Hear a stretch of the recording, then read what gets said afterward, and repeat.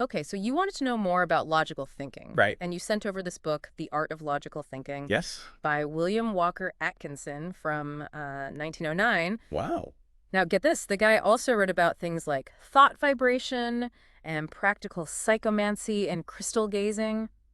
Really, that's quite a range. It seems Mr. Atkinson was a man of diverse interests. He was. Oh, But in this book, he breaks down reasoning into a very clear process. okay. Atkinson believes that everyone reasons, but not always correctly, Yeah, I can see that. especially when it comes to topics like religion and politics. Makes sense. He even compares untrained reasoning to a strong wrestler Ah, who doesn't know any of the tricks. interesting. So, like, raw intellectual power isn't enough. You need the right techniques to use that power effectively. Exactly. It's like having a powerful engine but no steering wheel. That's a great analogy. So are you ready to learn some of these techniques and sharpen those mental muscles? Absolutely. Let's dive into Atkinson's framework. Okay. So Atkinson lays out 4 stages of reasoning: abstraction, generalization, judgment, and finally, reasoning itself.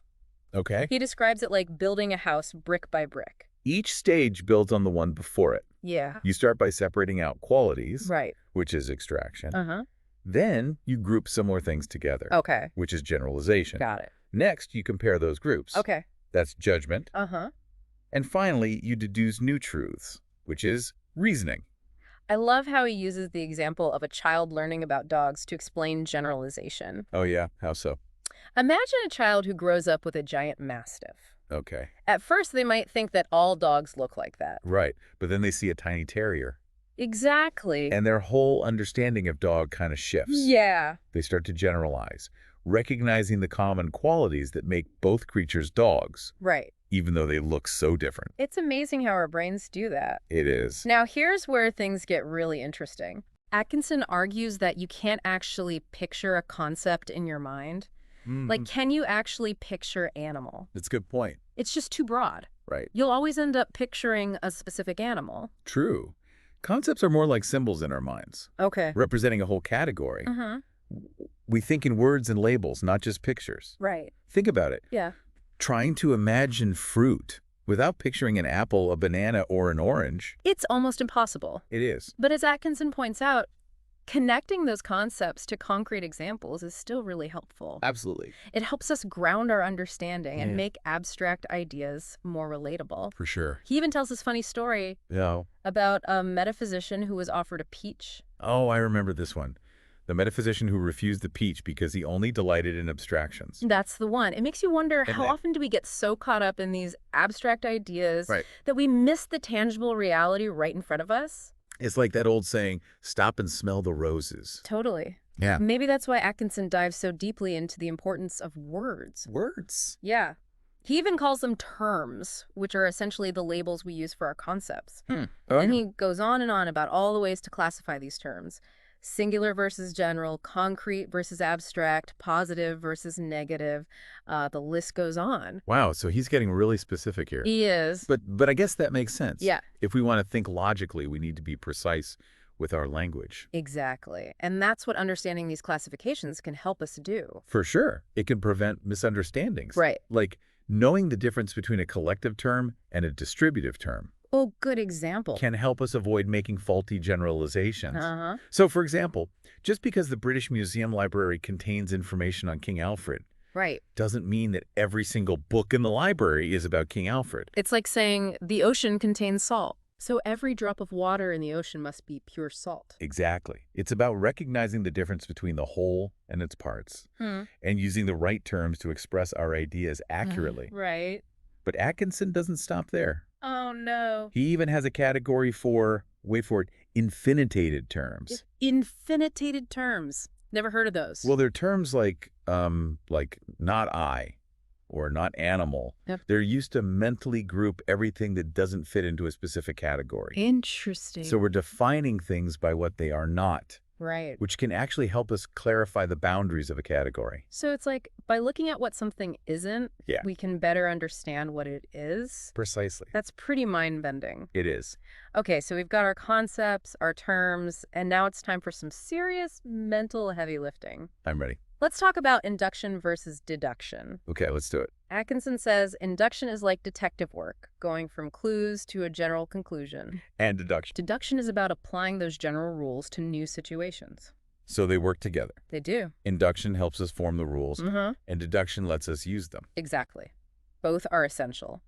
Induction allows us to form general laws based on what we observe. Okay. And then deduction allows us to apply those laws to specific cases. I see. So induction is like noticing that every time we drop an object, it falls to the ground. Yeah. From this, we conclude that all objects fall when dropped. Exactly. And this becomes a general law based on our observations. And then deduction comes into play when we encounter a new object. Okay. Even though we've never dropped this particular object before. We can deduce that it too will fall when dropped. Right. Because we've established this general law of gravity. It all starts to come together. It does. Atkinson actually quotes another logician, Jevons, Oh, right. who describes deduction as... Let me guess. Leading down the truth from premises to conclusion. You got it. Yeah. And induction as gathering the truth of general propositions from facts. So we're constantly moving between these two types of reasoning. We are. We build up our knowledge through observation and induction. Yes. And then we use that knowledge to understand new situations through deduction. Precisely. But how do we even know where to start with all this observing? That's a good question. That's where hypotheses come in. Atkinson says we need hypotheses, basically educated guesses, to guide our reasoning. Okay. It's like saying, let's assume this is true and see where it leads us. And the key is to test those hypotheses, right? Yeah, you got it. We compare our deductions to the facts we observe. Right. And if they don't match up... We need to adjust our hypothesis or come up with a new one. Exactly. It's a continuous process of refinement. It reminds me of the scientific method. Oh, yeah. How so? You don't just come up with a theory and soon it's correct. Right. You have to experiment, gather data, see if the evidence supports your hypothesis. Sometimes you have to be willing to be wrong and change your thinking based on what you learned. And here's where it gets really interesting. Oh, tell me more. Atkinson suggests that forming hypotheses might involve something beyond just conscious thought. What do you mean? He hints that our subconscious mind might play a role. Like those aha moments. When an idea seems to pop into your head out of nowhere. It raises some interesting questions It does. about intuition and creativity. Yeah. Are these ideas just products of conscious reasoning? Right. Or is there something deeper going on? Definitely something to think about. It is. But once we have our hypothesis, Yeah. we need a way to structure our argument and make sure our reasoning is sound. Oh, That's yeah. where syllogisms come in. Syllogisms. The framework of logical arguments. They're like little logical equations. You have two premises. Huh? And from those, you deduce a conclusion. The classic example. Hit me with it. All men are mortal. Okay? Socrates is a man. Therefore. Socrates is mortal. Perfect. Now, there are specific rules to make sure a syllogism is valid. Right. And Atkinson breaks all of these down. He does. He even warns against common fallacies, like the undistributed middle. The undistributed middle. Yeah. Basically, it's when the terms in your syllogism are too broad Okay. and they don't actually support your conclusion. Can you give me an example? Atkinson uses this really funny example. I love a good example. It involves a three-tailed cat. Okay. I'm intrigued. So he sets up the syllogism like this. Okay. All animals having three tails have red hair. Right. This cat has red hair. Huh? Therefore, this cat has three tails. Wait, that doesn't sound right. Exactly. The problem is with that middle term, animals having three tails. Ah, I see. It's a completely made-up category. Yeah. Just because this cat has red hair Right. doesn't mean it also has three tails. Exactly. So it's about being very careful with our categories. Absolutely. Making sure our terms are clear and specific. Otherwise, Yeah. we can end up with some pretty absurd conclusions. Yeah. Totally. We have to be on the lookout for those undistributed middles. We do. But you know what else we see everywhere? What's that? Analogies. Atkinson says they're great for explaining things, I love a good analogy. but they're not always reliable for proving them. Okay. Just because two things are similar in some ways Mm-hmm. doesn't mean they're the same in all ways. That's a good point. So we need to look for the underlying laws or principles at play. Exactly, not just focus on surface similarities. Like, just because a government and a family both have a leader Right. doesn't mean they function in the same way. Exactly. We need to understand the deeper mechanisms at work. Atkinson quotes another writer, Brooks, Yeah. who has this interesting perspective on analogies and poetry. Oh, yeah. What does it say? Brooks says that when a poet compares death Mm-hmm. to a caterpillar transforming into a butterfly, Okay. they're actually helping us understand a really complex concept. Through a more relatable image. That's a beautiful way to put it. Analogies can be powerful tools for learning, For sure. but we have to use them cautiously. Right. They're analogies, not perfect representations of reality. So you're saying analogies are more like a spice than the main course of an argument. Exactly. They can add flavor and make things more interesting and understandable, Right. but they shouldn't be the foundation of our reasoning. Got it. Okay, so we've covered a lot of ground already. We have. We've explored Atkinson's 4 stages of reasoning, talked about the importance of concepts and terms, Right. even touched on the world of syllogisms and analogies. Feeling mentally stimulated yet? My brain is definitely getting a workout. Good. Can't Because there's so much more to explore in Atkinson's art of logical thinking. wait. In our next segment, we'll delve into the fascinating world of fallacies and learn how to spot them in the wild. I'm ready to see how deep this rabbit hole goes. Buckle up. I'm ready. Welcome back. I'm ready to dive even deeper into this idea of logical thinking. Me too. Where do you want to go next? Well, in the last part, we laid a good foundation with Atkinson's 4 stages of reasoning. I'm curious about these fallacies he keeps mentioning. Yeah. It's like learning the dark arts of logic. Oh. So we can defend ourselves against them, right? Exactly. Atkinson dedicates a whole chapter to fallacies. He does. Those sneaky tricks of reasoning that can trip us up. I can see that. He even divides them into 2 main categories: Which are? fallacious premise and fallacious conclusion. Okay. What's interesting is how common these fallacies are. Really? Oh, yeah. We hear them all the time. Where? In everyday conversations, in the news, even in academic debates. Okay, so fallacious premise. Yeah. That means the foundation of your argument is shaky to begin with. Right. One example is begging the question. Begging the question. Yeah. That's when you assume the truth of something that hasn't actually been proven. Like if you said, ghosts are real because I saw one, right. without actually proving that what you saw was really a ghost. You're basing your whole argument on an unproven assumption. Exactly. Atkinson gives this example from the world of sports. Okay. 2 hunters are arguing, right? One accuses the other of being unsportsmanlike. Okay. But they never define what unsportsmanlike means. So it's less about actual evidence. Right.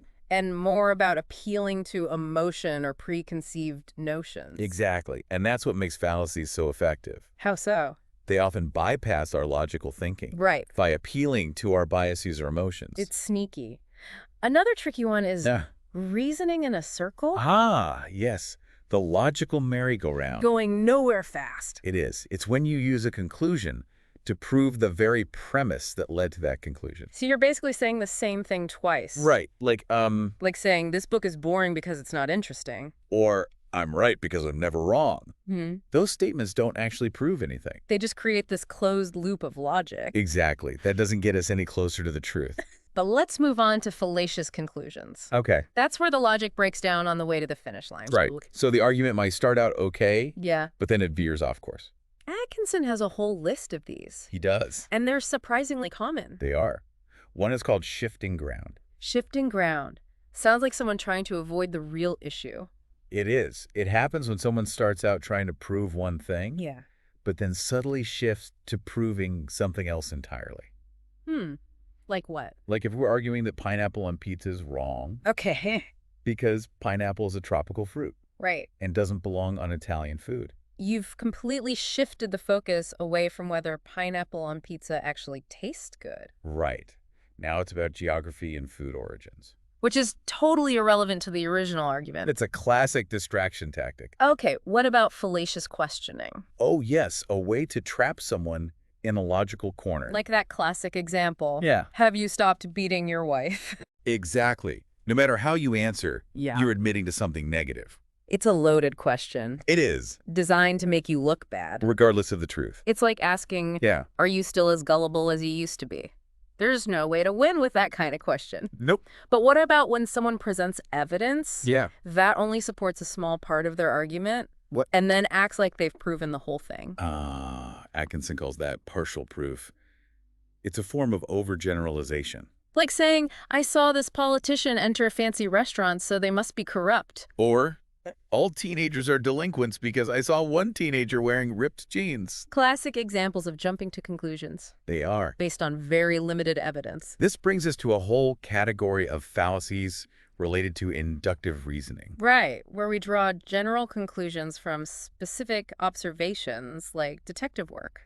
But even the best detectives can make mistakes. Absolutely. One common pitfall is hasty generalization, Oh, I've heard of that one. where you jump to a conclusion based on way too few examples, Okay. like saying, all Parisians are rude because I met one rude Parisian. All politicians are liars because this one politician broke a promise. Those are just stereotypes Right. based on limited experience. And then there's that classic mistake of confusing correlation with causation. Ah, yes. Atkinson calls this mistaking cause. Just because two things happen together doesn't mean one caused the other. Exactly. It's like saying ice cream sales go up in the summer. Uh, Therefore, ice cream causes hot weather. a delicious fallacy. It is, but a fallacy nonetheless. What's so important here is Yeah. recognizing that these fallacies can sneak into even the most intelligent discussions. It's true. It's like our brains are wired for these mental shortcuts, even when they lead us down the wrong path. That's what makes them so dangerous. But the good news is, What's that? once we're aware of these fallacies, Yeah, we're less likely to fall for them. absolutely. Knowledge is power, especially when it comes to logical thinking. And remember that quote from Jevons? Oh, yeah. He said, all correct reasoning consists in substituting like things for like things, Right. and inferring that what is true of one will be true of all which are similar to it. Which also means Uh-huh. that all incorrect reasoning consists in putting one thing for another where there is not the requisite likeness. It's about recognizing true similarities Right. and avoiding those false equivalences. Exactly. It's kind of like spotting a counterfeit diamond, It might sparkle. but it lacks the real substance. Okay, so we've talked about Atkinson's 4 stages of reasoning, Right. learned how to identify fallacies, Uh-huh. and even touched on the importance of using precise language. We have. What else is there? What else does Atkinson cover in this book? Well, next he talks about evidence. Evidence. Yeah, the different types of proof that we can use to support our arguments. I love a good evidence trail. It's like following breadcrumbs to the truth. And of course, it's not just about the evidence itself, Right. but also about evaluating the source of that evidence. For sure. A winner you hear at the water cooler Oh, doesn't hold the same weight as a peer-reviewed scientific study. exactly. And that's what we'll be exploring in our next segment. Sounds good. The different types of evidence Okay. and how to assess their validity and reliability. Welcome back. So far, we've journeyed through Atkinson's 4 stages of reasoning Right. and learned how to spot those sneaky fallacies. Uh-huh. I'm ready for the final piece of the puzzle, evidence. Evidence. Because what good is a logical argument Yeah, without solid proof to back it up? you're absolutely right. Atkinson emphasizes that evidence is the bedrock of logical thinking. It is. Yeah. Without it, we're just floating in a sea of opinions and assumptions. And he breaks evidence down into several categories, right? He does. He starts with personal experience, Personal experience. which is what we gather through our senses and direct observations. It's incredibly powerful because it feels so immediate and real to us. It's like saying, I know fire is hot Yeah. because I've experienced burning my hand on it. Exactly.